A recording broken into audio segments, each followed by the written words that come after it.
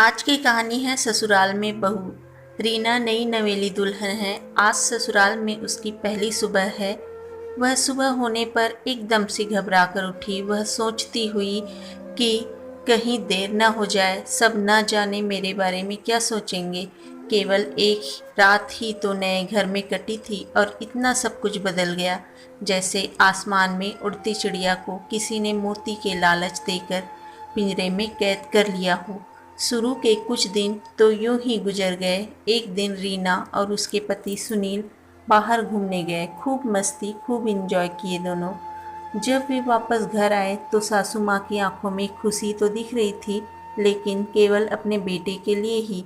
रीना ने सोचा कि शायद नया नया रिश्ता है, एक दूसरे को समझने में कुछ वक्त लगेगा, लेकिन समय ने जल्द ही एहसास करा दिया कि वह यहाँ बहू है, इसलिए वह यहाँ जैसा चाहे वैसा नहीं कर पाएगी।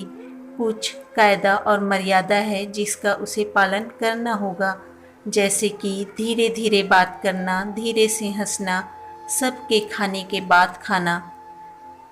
यह सब आदतें उसे अपने आप आ गई। मायके वाली माँ से भी बात कम होने लगी, जिसकी वजह से रीना को पीहर की याद आने लगी। ससुराल में पूछने पर कहा गया कि अभी नहीं, कुछ दिन के बाद जाना। जिस पति ने शादी के समय कहा था कि आपकी बेटी पास में ही तो है, जब भी याद आए कभी भी आ जाया करेगी, उसके भी सुर बदल गए। अब रीना को धीरे धीरे यह समझ में आ गया था कि शादी कोई बच्चों का खेल नहीं है। इसमें केवल घर नहीं बदलता, पूरी जिंदगी बदल जाती है। अब वह कभी भी उठकर अपने पीहर नहीं जा सकती, ना ही अकेले कहीं और जा सकती थी।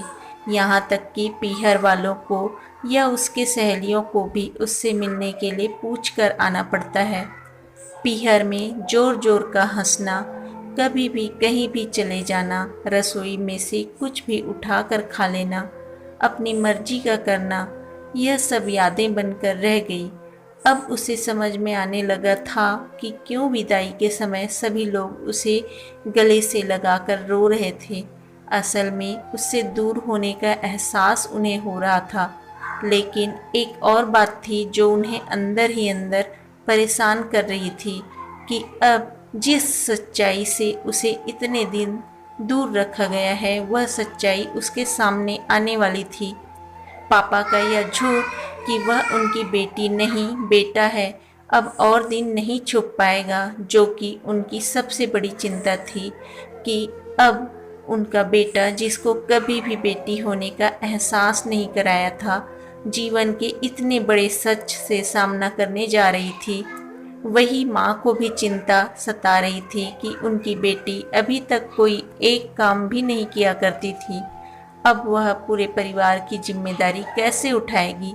सभी लोग उसके इस विदाई और पराये होने का दर्द जान रहे थे, सिवाय रीना के। इसीलिए वह सभी लोग रो रहे थे। आज रीना को यह समझ आ गया कि उनका रोना गलत नहीं था। यह हमारे समाज का नियम ही है कि एक बार बेटी डोली में विदा हो गई तो वह उस घर के लिए केवल मेहमान ही बनकर रह जाती है।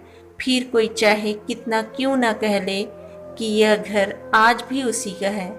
सच तो यह है कि अब वह कभी भी यूं ही अपने मायके नहीं जा सकती, चाहे कितना भी समस्या और परेशानी क्यों ना आ जाए, उसे ही हल करना है, हंसते हुए या गम छुपाते हुए। कैसी लगी आपको ये कहानी? पसंद आई है तो लाइक कीजिए, शेयर कीजिए और चैनल को सब्सक्राइब कर लीजिए। मिलते हैं एक अच्छे से नई कहानी के साथ, तब तक के लिए।